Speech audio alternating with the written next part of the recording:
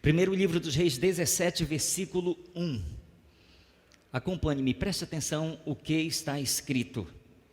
Então Elias, o tesbita, dos moradores de Gileade, disse a Acabe: tão certo como vive o Senhor Deus de Israel, perante cuja face estou, nem orvalho nem chuva haverá nestes anos, segundo a minha palavra. Ore comigo. Senhor, muito obrigado por esta noite, pela oportunidade que temos de estar juntos aqui mais uma vez para te cultuar. Senhor, e aqueles que vêm te cultuar de coração, com liberalidade, não voltam de mãos vazias, porque o Senhor sempre prepara um maná especial para nos alimentar. Então nós recebemos da parte do Senhor aquilo que o Senhor tem para nos dar nesta noite, e que isto seja para a honra e para a glória do nosso Deus. Fale conosco, Espírito Santo, em nome de Jesus. Quem concorda, diga amém. Amém. Muito bem, queridos, o tema da nossa palavra de hoje é obediência em tempo de sequidão. Obediência em tempo de sequidão, ok? Quero que você me acompanhe e receba no seu espírito aquilo que o Espírito Santo tem para ministrar o seu coração, para abençoar a sua vida nesta noite. Queridos, o profeta Elias, ele viveu literalmente uma experiência de escassez e sequidão em sua vida. Nos dias do profeta Acabe, o Senhor o levantou e lhe deu uma palavra, e ele foi até o rei Acabe e profetizou. Ele disse que durante 3 anos e 6 meses não iria cair nem orvalho e nem chuva sobre a face da terra. Agora, preste atenção nisso aqui. Provavelmente, o Senhor, quando deu a ordem para Elias fazer isso, provavelmente o Senhor não disse para Elias que ele iria estar presente naquela terra de sequidão durante os 3 anos e 6 meses. Porque talvez, se o Senhor tivesse falado para Elias, talvez ele iria querer se recusar a profetizar aquelas coisas. Porque é muito mais fácil: Senhor, eu vou profetizar aqui, e o Senhor me leva para lá, e depois que se cumprir o tempo, o Senhor me traz de volta. Deus não falou nada disso com ele. Deus não compartilhou nada disso, somente disse: vai e profetiza. E ele tomou para si aquela palavra, e ele vai com ousadia, e ele diz: segundo a minha palavra, não cairá nem orvalho nem chuva durante estes anos. Então foi algo muito forte da parte do Senhor que foi compartilhado através do profeta Elias para o rei Acabe e todo Israel. Às vezes, Deus, ele nos permite passar por algum tipo de sequidão. Você já parou para refletir sobre isso? Às vezes Deus nos permite passar por algum tipo de sequidão, seja ela espiritual, talvez emocional, ou física, ou material, ou financeira, ou ministerial, ou profissional, ou até familiar. Às vezes Deus nos permite passar por isso, e ao nos permitir passar por isso, sempre vem uma pergunta à nossa mente: por quê? Por que eu estou passando por isso? Por que Deus permitiu que eu passasse por este deserto? Por que Deus está permitindo isto? Talvez as palavras que Deus usou Moisés para falar para Israel possa nos trazer nesta noite alguma luz a respeito desse porquê. Me acompanhe, por favor. Deuteronômio capítulo 8, versículos 2 e 3, está escrito assim: trazei sempre viva em tua memória a maneira como o Yahvé, o teu Deus, te conduziu por todo o caminho do deserto durante estes 40 anos, para vos tornar humildes e provar-te, a fim de que exteriorizartes todas as intenções do teu coração, se estavas decidido a obedecer aos mandamentos ou não.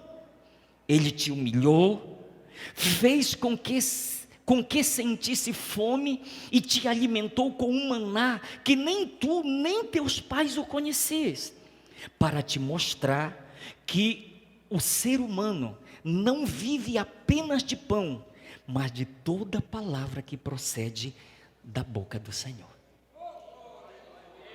Amém? Talvez isso faça sentido para a gente refletir: Deus, por que o Senhor permitiu isso? E Deus está usando Moisés para dizer para os filhos de Israel o porquê. Eu não estou dizendo que são as mesmas razões que Deus permite que a gente passe por talvez um período de sequidão, um período de deserto. Eu não estou dizendo, mas eu quero que você caminhe comigo em cima desse entendimento aqui. Quando Tiago está escrevendo a sua carta, no capítulo 1, versículos 2 e 3, Tiago diz assim: meus irmãos, tende por motivo de toda alegria o passardes por várias provações, sabendo que a provação da vossa fé, uma vez confirmada, produz perseverança. Tiago diz: tenha por motivo de toda alegria. Você vai passar por dificuldades. Jesus disse: no mundo passais por aflições. Ele não enganou ninguém.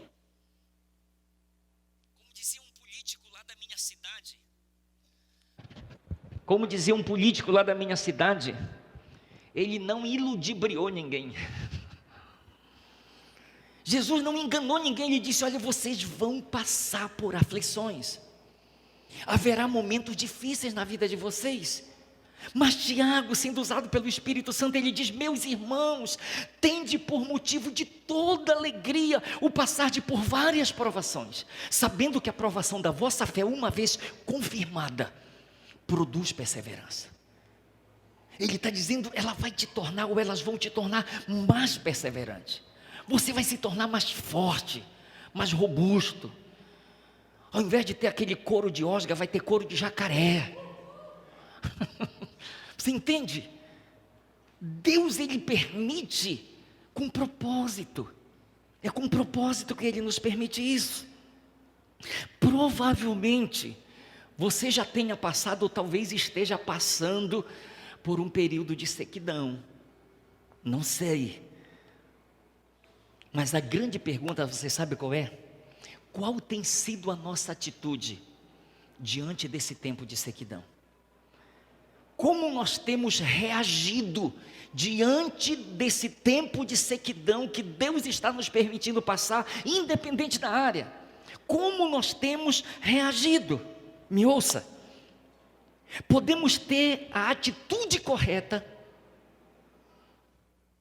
ou podemos decidir agir à semelhança da famosa Iena Hand, dos desenhos animados, e podemos fazer uso da famosa frase dela: ó céus, ó vida, ó azar, isso não vai dar certo. Acho que é um desenho tão antigo que muitos nem lembram dela, né? A famosa Iena Hand. Ó céus, ó vida, ó azar, isso não vai dar certo. Entende? Ou nós vamos ter a atitude correta diante da provação, da luta que Deus está nos permitindo passar, ou a gente vai acabar tomando para nós estas palavras, não somente a palavra, mas estas atitudes, e nós vamos começar a falar isso. Olhe para alguém e diga: cuidado com o vitimismo. Repita, por favor, diga: cuidado com o vitimismo. O que é o vitimismo? Dê uma olhada aí. Vitimismo significa sentimento de ser vítima, sensação de quem está ou foi sujeito à opressão, maus tratos, arbitrariedade, discriminação. Eu sou a vítima. Elias viveu isso. Elias está intocado lá na caverna. Quando o Senhor chama, ele vem para a porta da caverna e fica lá. Deus pergunta: Elias, o que fazes aqui? Ele disse: Senhor, eu tenho sido zeloso para contigo. Mataram todos os teus profetas e só eu restei e ainda querem me matar. Eu sou uma vítima. Então, quantos de nós estamos nos sentindo assim às vezes? Nós somos a vítima diante da situação. Isso é um problema com o vitimismo. Ouça, não mergulhe na lamúria, porque você pode se afogar. Vou repetir, não mergulhe na lamúria, porque você pode se afogar. Pastor, o que é lamúria?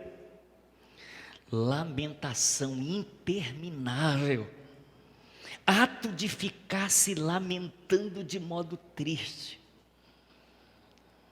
sabe, meu Deus do céu. Verão, meu Deus, só quentura e poeira, oh meu pai, que coisa. Inverno, só lama, é água para tudo quanto é lado. Eu não sabia que minha casa tinha tanta goteira assim. Se chove, está ruim. Se não chove, está ruim também. Aí Deus olha, o que eu vou fazer em favor desse meu filho? Porque nunca está bom. A moto é uma bênção de Deus. Misericórdia, só tenho moto. Olha, agora está chovendo, eu não posso nem sair. Eu só tenho carro, gasto mais do que não sei o que se eu tivesse uma moto. Aí Deus diz, mas você estava me pedindo um carro. E agora você já está reclamando porque tem um carro, porque queria uma moto.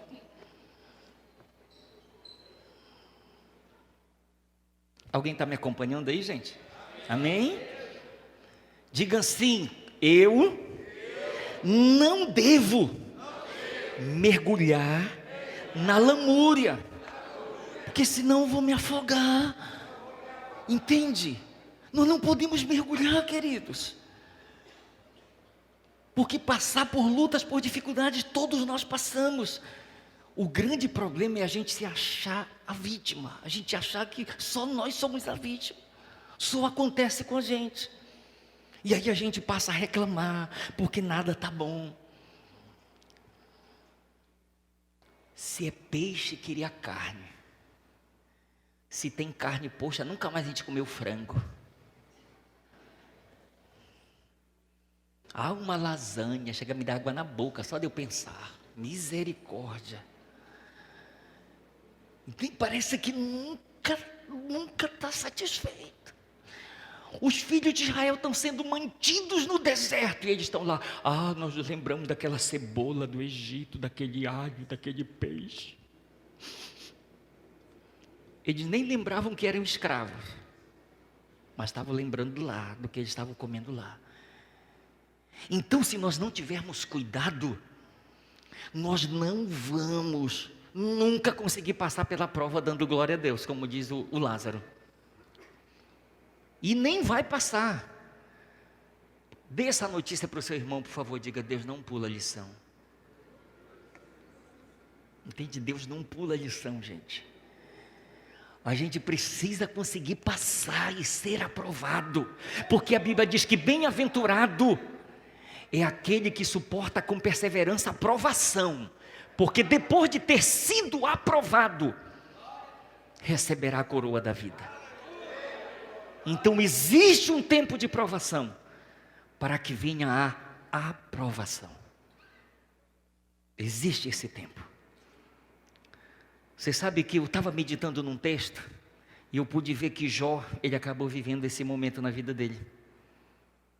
Olha o que está escrito em Jó capítulo 11, 29, Versículos de 1 a 11. Prosseguiu Jó no seu discurso e disse: quem me dera ser como fui nos meses passados, como nos dias em que Deus me guardava, quando fazia resplandecer a sua lâmpada sobre a minha cabeça, quando eu, guiado por sua luz, caminhava pelas trevas, como fui nos dias do meu vigor, quando a amizade de Deus estava sobre a minha tenda, quando o Todo-Poderoso ainda estava comigo, e os meus filhos em redor de mim, quando eu lavava os pés no leite, e da rocha me corriam ribeiros de azeite, quando eu saía para a porta da cidade, e na praça me era dado sentar-me, os moços me viam e se retiravam, os idosos se levantavam e se punham em pé, os príncipes reprimiam as suas palavras e punham a mão sobre a boca, a voz dos nobres emudecia e a sua língua se apegava ao paladar. Ouvindo-me algum ouvido, esse me chamava feliz, vendo-me algum olho, dava testemunho de mim. Eu me lembro daqueles dias passados. O negócio está feio agora. E às vezes a gente está sempre lembrando do que passou, do bom que passou, e a gente não está atentando porque nós estamos vivendo hoje, que faz parte de um processo de Deus, que faz parte de algo que Deus está fazendo na nossa vida. Nós talvez não estamos entendendo o que é, mas escute-me, se você entregou a sua vida nas mãos de Deus, ela está sob o cuidado de Deus.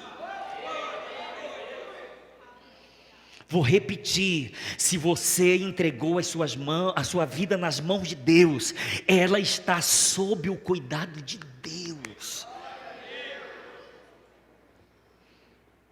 É responsabilidade dele. É responsabilidade dele. Qual foi a atitude de Elias? Porque o contexto aqui, o ponto-chave é a gente aprender algumas coisas com a história de Elias. Qual foi a atitude de Elias no período de sequidão que Deus permitiu que ele passasse? Porque ele não somente profetizou, mas ele viveu aquele período também. A pergunta é: qual foi a atitude dele? Queridos, Elias escolheu obedecer à voz do Senhor. Ele fez essa escolha na vida dele. E eu quero caminhar com você em cima de uma pergunta: por que é importante obedecermos ao Senhor em tempo de sequidão? Por que, eu vou repetir, por que é importante obedecermos ao Senhor em tempo de sequidão na nossa vida? Se nós vamos passar em algum momento, o que Deus espera de mim e de você, é que nós estejamos prontos para obedecer no momento de sequidão em que nós estivermos passando. Por quê? Eu quero lhe dar 4 respostas aqui, 4 razões, baseado na história de Elias, porque, a semelhança de Elias, nós devemos obedecer em tempo de sequidão. Primeira razão, por que obedecer? Porque Ele, Deus, quer suprir nossas necessidades. Vou repetir, por que obedecer ao Senhor em tempo de sequidão? Porque Ele, o Senhor, quer suprir nossas necessidades. Olha o que está escrito em 1 Reis, capítulo 17, versículos 8 e 9, está escrito assim: então lhe veio a palavra do Senhor dizendo: dispõe-te e vai a Sarepta, que pertence a Sidom, e demora-te ali, onde ordenei a uma mulher viúva que te dê comida. Na versão King James está escrito assim: ordenei ali a uma viúva que te providencie o teu sustento. Deus já havia se antecipado, Deus já havia ido na frente de Elias e preparado o caminho, porque Deus sabia que se tivesse obediência, haveria suprimento. Então guarde isso, porque Deus quer que a gente obedeça em tempo de sequidão. porque Ele quer suprir as nossas necessidades. Você pode dizer amém por isso? Amém. Preste atenção nisto aqui. Dispõe-te. Olha o que significa dispõe-te. Dispõe-te significa levantar, ficar de pé, entrar em cena. Eu achei muito interessante isso quando eu estava meditando. Quando Deus disse, Elias, dispõe-te, Ele estava dizendo, entra em cena. Não fica fora daquilo que eu estou fazendo. Não fica fora deste filme que eu estou escrevendo e você é o personagem principal. Dispõe-te, Elias, te levanta, entra em cena, porque eu quero trabalhar em teu favor. Eu quero trabalhar por ti. O Senhor estava dizendo para Elias, eu quero suprir tuas necessidades, mas para isso você precisa entrar em cena. Você precisa tomar uma decisão, você precisa se dispor. O que ele estava dizendo em várias versões, Elias, levanta-te, apronta-te, dispõe-te, entra em cena. Para de lamúria, para de vitimismo, entra em cena, começa a obedecer, porque eu quero suprir tuas necessidades. E queridos, e o que é mais incrível, é que Deus usa uma mulher viúva, mãe de um único filho, que só tinha um bocado de massa para fazer um pão, que seria para ela e para o filho dela uma única refeição. Deus usa aquela mulher para ser um instrumento de suprimento para a vida de Elias. Então o que nós aprendemos com isso? Meu irmão, quando há obediência nossa, sabe, Deus, Ele pode fazer as coisas mais impressionantes para nos suprir. Aquilo que parece impossível, imagina Elias chegando lá quando a mulher ouve, primeiro choque, ele ouve a mulher falando, mas eu só tenho isso, eu vou preparar para mim, para o meu filho, nós vamos comer e depois morrer. Até parece que aquele pão estava envenenado. Não, é porque era a única refeição que eles tinham. E Deus está dizendo, Elias, eu vou fazer o impossível em teu favor. Eu vou fazer aquilo que aos teus olhos não é natural, não é normal. Eu vou fazer por ti. Querido, Deus usa um corvo para trazer comida para o Elias. O Elias está lá, Deus usa, dá comida para ele. Ele come e dorme. Aí outra hora o Senhor acorda, levanta e come, porque eu já providenciei comida para ti. Então eu quero que você reflita comigo sobre isso. A minha obediência, ela está ligada ao suprimento de Deus. Porque em tempo de sequidão, nós precisamos ser supridos nas mais diversas áreas da nossa vida. E Deus, Ele está disposto a fazer isso. Mas a palavra é, dispõe-te, entra em cena, não fica aquém, não fica além daquilo que eu estou fazendo e que eu quero fazer em favor da tua vida. E a palavra de Deus era clara para Elias. Era muito claro, queridos, a fome foi tão grande que foi além das fronteiras de Israel. Alcançou Tiro, Sidom, foi além das fronteiras aquela fome, aquela escassez. Mas Deus é o Deus de toda a terra. E olha aqui, não importa onde você esteja, onde eu esteja, Deus é poderoso para nos suprir. Queridos, escute, eu passei um ano em 91 fora da minha terra de Monte Alegre. A igreja que me enviou me sustentou por 5 meses. E eu fiquei lá sem receber nada. E agora? O Deus de toda a terra, que contempla os maus e bons, me supriu durante aquele segundo semestre todo, porque eu tinha que pagar o seminário e eu tinha que me manter.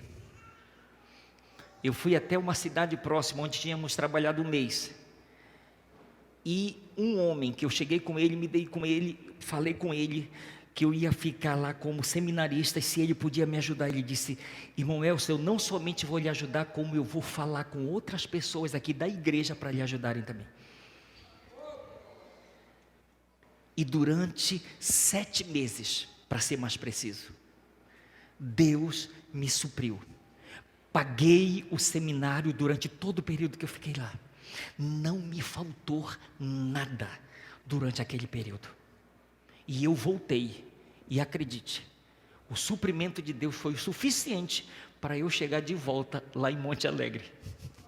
Foi o suficiente para isso. É como se eu chegasse lá, disse, já chegou na tua terra, a partir de agora acabou o azeite. Mas foi tremendo a experiência que eu vivi.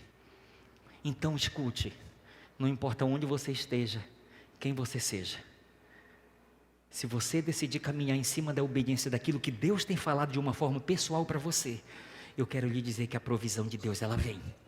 Você me ouviu? Eu quero lhe dizer que a provisão de Deus, ela vem, ela vem. Você sabe o que está escrito? Olha o que está escrito em 1 Reis, capítulo 17, versículo 10, parte A.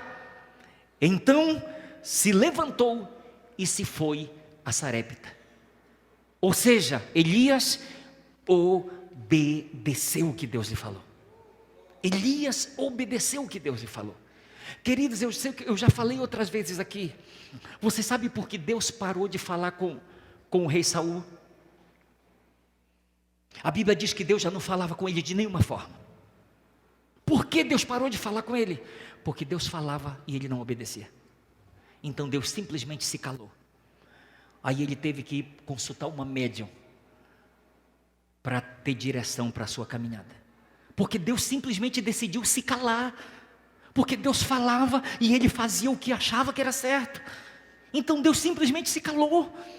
Porque Deus fala para nos dar direção, Deus fala para nos orientar, Deus fala para nos abençoar, para sermos bem-sucedidos. Mas se não há uma resposta da nossa parte, Ele simplesmente pode se calar. Preste atenção nesta frase aí. Nem sempre obedecer é fácil e prazeroso, mas vale a pena. Vou repetir, nem sempre obedecer é fácil e prazeroso, mas vale a pena. Segunda razão por que devemos obedecer ao Senhor em tempo de sequidão. Segunda, porque Ele quer que sejamos sua boca para profetizar bênçãos a outros que necessitam. Em primeiro lugar, porque Ele quer nos suprir. Em segundo lugar, guarde isso, porque Ele quer que nós sejamos boca dEle para profetizar bênçãos para aqueles que precisam. 1 Reis capítulo 17, a partir da parte B do versículo 10 até o 16, diz assim: chegando à porta da cidade, estava ali uma mulher viúva apanhando lenha. Ele a chamou e lhe disse: traze-me, peço-te, uma vasilha de água para eu beber.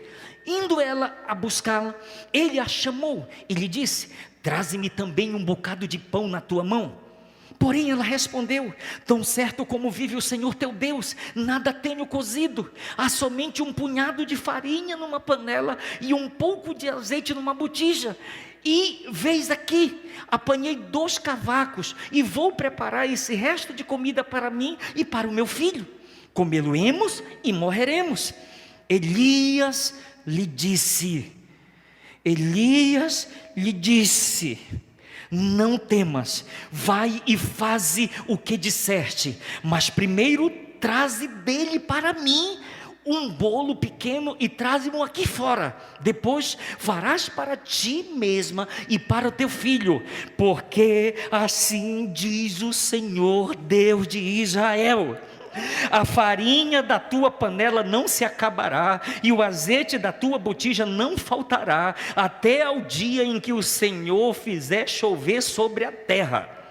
Foi ela e fez segundo a palavra de Elias. Assim comeram ele, ela e a sua casa muitos dias. Da panela a farinha não se acabou, da botija o azeite não faltou, segundo a palavra do Senhor por intermédio de Elias. Queridos, pode aplaudir Jesus, se é para Ele, pode aplaudir. Você entende isso? Porque eu devo obedecer, pastor? Porque Deus quer ser o meu suprimento, porque Deus quer me suprir em tempo de sequidão. Por que obedecer, pastor? Porque Deus quer que eu seja a boca dele para profetizar bênção para aqueles que precisam. Queridos, parem para vocês pensarem. A sequidão alcançou aquela mulher e a casa dela, alcançou toda a terra dela. Aquela mulher estava sentenciada à morte. Alguém que foi boca de Deus foi para profetizar a bênção de Deus sobre aquele lugar. Foi para profetizar vida de Deus sobre aquele lugar. E você sabe o que Deus está buscando? Homens e mulheres que sejam isso. Porque pare para você pensar, Deus tem nos mostrado situações como que vales de ossos secos.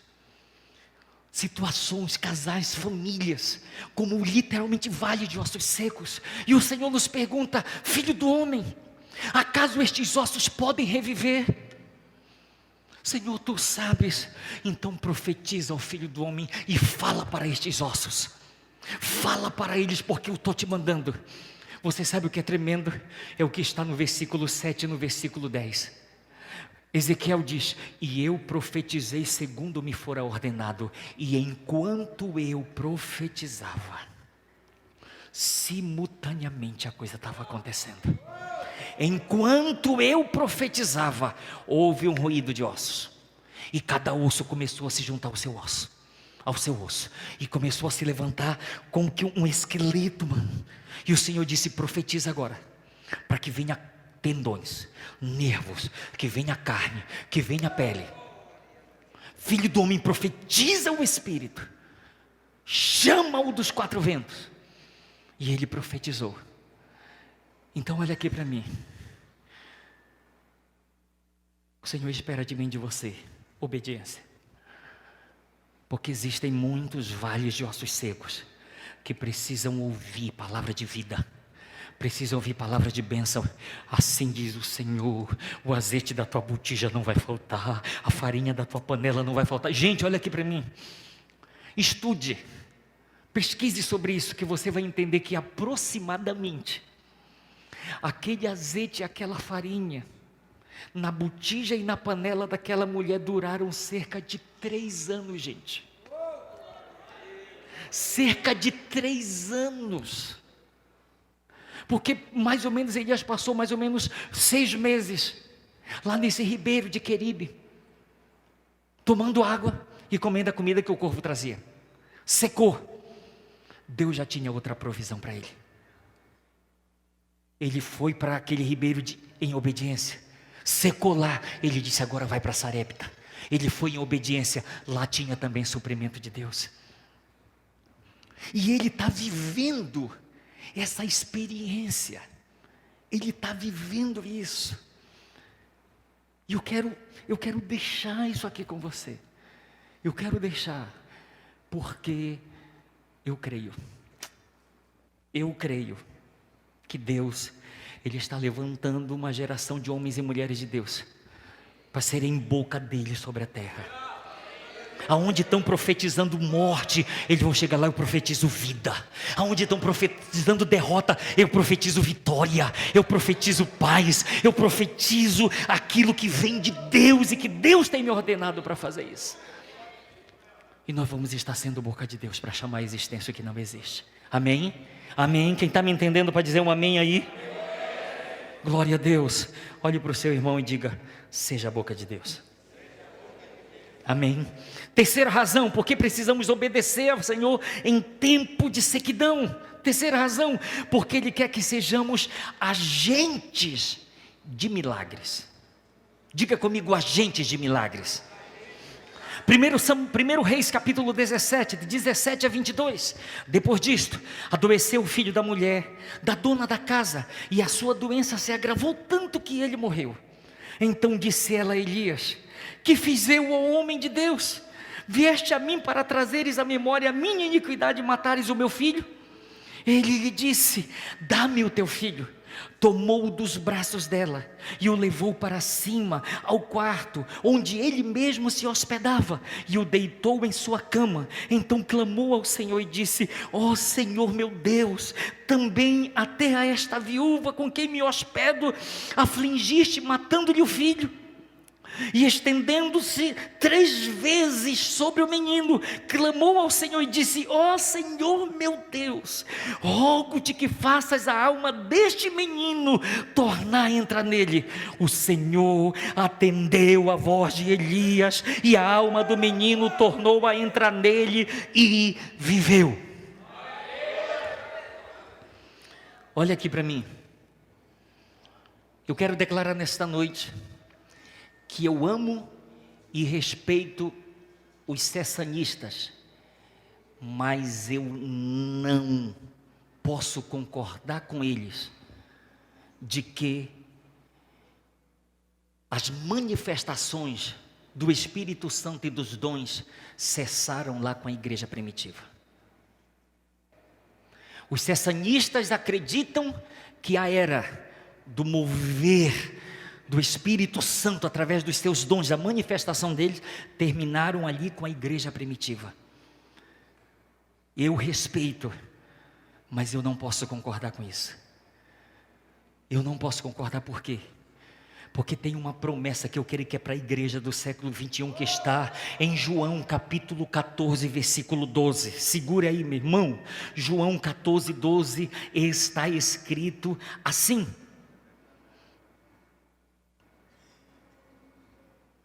em verdade eu vos digo que aquele que crê em mim fará também as obras que eu faço, e outras maiores fará, porque eu vou para junto do Pai.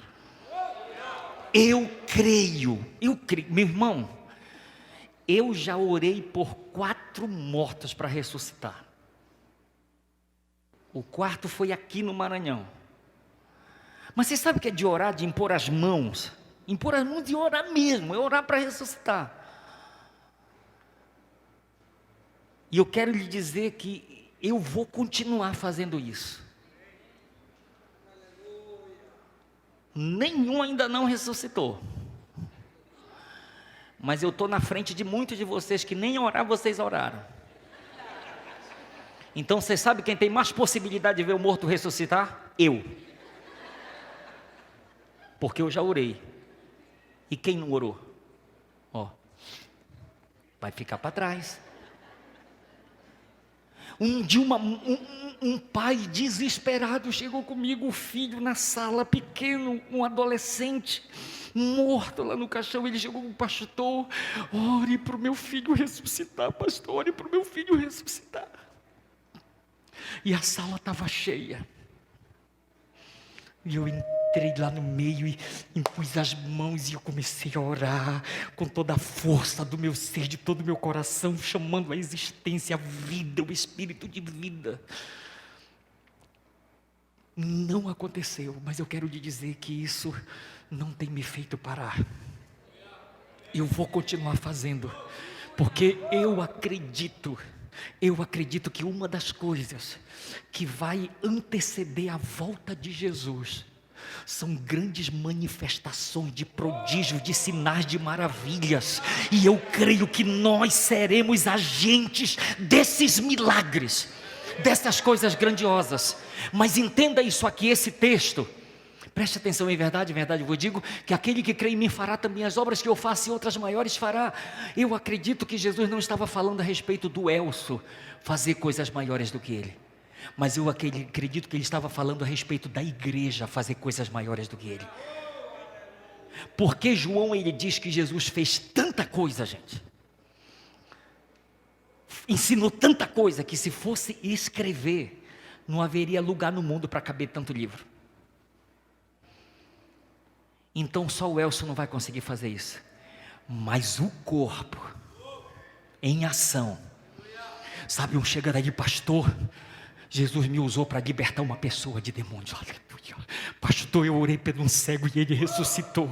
Pastor, tinha alguém que estava com problema, eu orei, a pessoa saiu pulando, saiu gritando. Eu orei pelo mudo e ele começou a falar. Queridos, eu creio que é chegado o tempo de os agentes de Deus começarem a ser esses instrumentos para chamar à existência milagres. Por isso eu quero lhe fazer um pedido desafiador. Quando aparecer diante de você uma causa impossível, ore, não com base nas suas limitações, mas ore com base naquele que pode todas as coisas, porque nós só somos os agentes. A coisa vai funcionar apesar de nós e através de nós. Quem está me entendendo aqui, gente? Elias foi um agente de Deus aqui. Elias foi um instrumento para levar milagre para aquele lá, para levar o sobrenatural de Deus para dentro daquela casa. Queridos, eu já me vi situações assim que, em coisas simples, uma mulher uma vez lá no Pará, ela chegou comigo: pastor, ore pelo meu filho, que ele nasceu com um buraco no coração dele. Criança, ele nasceu com um buraco no coração dele. Queridos, eu orei por aquela criança, abençoando a vida dela. Lá em Oriximiná, eu fui para Monte Alegre, passei um período lá, e eu me lembro, um dia eu retornei para Oriximiná, e o pastor Salles me levou para ver um terreno que ele tinha lá, e era perto da casa daquela irmã. E aí, quando eu estava lá, ela vinha chegando, a irmã disse: oh, minha amada, Pai do Senhor, Pai do Senhor. E disse: e cadê o seu filho? Ela olhou, ela disse: olha, pastor, você está vendo aquele menino correndo ali? É o meu filho. Aquele menino que está correndo ali no quintal é o meu filho. Jesus curou o coração dele. Jesus curou o coração dele. Queridos, eu creio que está chegando o tempo em que nós vamos ouvir muitos testemunhos de coisas sobrenaturais, que Deus não vai fazer só através do pastor, não. Deus vai fazer através do corpo de Cristo. Deus vai fazer. Alguém pode concordar comigo nisso aí? Quarta razão, porque precisamos obedecer em tempos difíceis, tempo de sequidão, porque Ele quer que sejamos reconhecidos como enviados dEle. Olha o que está escrito, 1 Reis 17, versículos 23 e 24. Elias tomou o menino e o trouxe do quarto à casa, e o deu à sua mãe, e lhe disse: vê, teu filho vive. Preste atenção aqui. Então a mulher disse a Elias: nisto agora. Ela está deixando bem claro, antes não, eu tinha dúvida. É como se ela dissesse isso, eu tinha dúvida, mas nisto agora, nisto conheço agora que tu és, o que, gente? Homem de Deus, e que a palavra do Senhor na tua boca é verdade.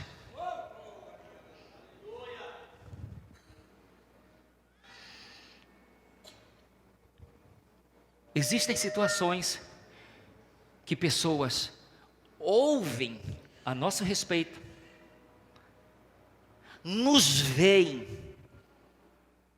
conhecendo o nosso testemunho de vida, mas haverá situações em que vai precisar acontecer algo maior, para trazer uma completa segurança para aqueles que nos rodeiam, para que eles sintam segurança e possam dizer: agora eu reconheço que tu és um homem de Deus, agora eu reconheço que tu és uma mulher de Deus, e que a palavra que sai da tua boca é verdade.